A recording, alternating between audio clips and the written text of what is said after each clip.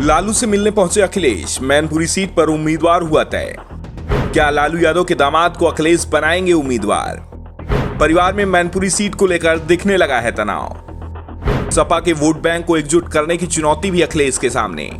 बिहार से लेकर यूपी तक सियासी हलचल मची हुई है। इस सियासी हलचल के बीच अचानक ही अखिलेश यादव दिल्ली में लालू यादव से मिलने पहुंच गए, जिससे अचानक सियासी हलचल मच गई है। लालू के सिंगापुर से लौटने के बाद अखिलेश पहली बार उनसे मिले हैं। ये मुलाकात दिल्ली में लालू के बेटे मीसा भारती के आवास पर हुई है। दोनों के बीच बंद कमरे में 4 घंटे तक चर्चा चली है, जिसके बाद इस मुलाकात के सियासी मायने निकाले जाने लगे हैं। दरअसल मुलायम सिंह के निधन के बाद अब अखिलेश धीरे धीरे कर फिर से राजनीति में पूरी तरह से सक्रिय हो गए हैं। पार्टी की कमान उन्होंने पूरी तरह से अपने हाथों में संभाल ली है। लेकिन अखिलेश को भी आने वाली चुनौतियों का एहसास है। ये चुनौतियां पार्टी के अंदर भी हैं और बाहर भी। और सबसे मुश्किल चुनौती पार्टी को संभालने की है। सपा को जिस तरह से हाल में ही हुए विधानसभा चुनाव और उसके बाद 2 सीटों पर हुए लोकसभा के उपचुनाव में हार मिली है, उसके बाद से ही अखिलेश यादव बैकफुट पर दिखाई दे रहे हैं। अखिलेश यादव के सामने यूपी में इस समय मुस्लिम यादव समीकरण को साधना बड़ी चुनौती बन चुका है। यादव बाहुल्य आजमगढ़ और मुस्लिम बाहुल्य रामपुर लोकसभा सीट पर जिस तरह से सपा को हार मिली है, उसके बाद से ही अखिलेश यादव की परेशानी बढ़ती दिख रही है। अखिलेश को मुस्लिम यादव समीकरण बिखरता दिख रहा है। मायावती तो पहले से ही इसमें सेंधमारी की कोशिश कर रही हैं। साथ ही AIMIM भी मुस्लिम वोटों में सेंधमारी करती दिख रही है।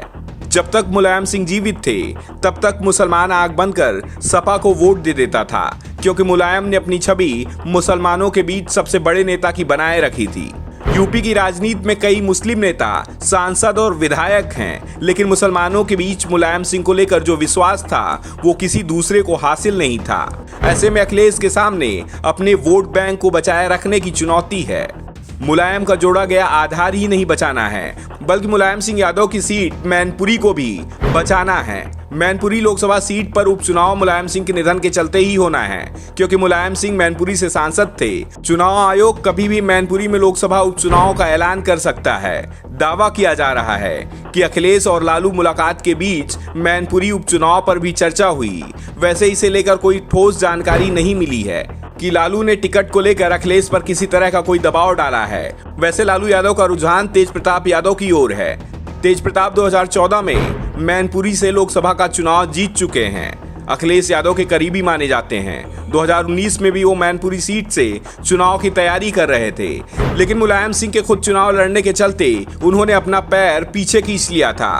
तेज प्रताप लालू के दामाद भी हैं। ऐसे में लालू भी अपने दामाद को लोकसभा में देखना चाहते हैं, लेकिन ये तय अखिलेश यादव को ही करना है। अगर अखिलेश यादव तेज प्रताप को मैनपुरी संसदीय सीट से उम्मीदवार बनाते हैं, तो यह सीट सपा के खाते में जाना तय हो जाएगा। दरअसल तेज प्रताप की मैनपुरी संसदीय सीट पर जबरदस्त पकड़ है।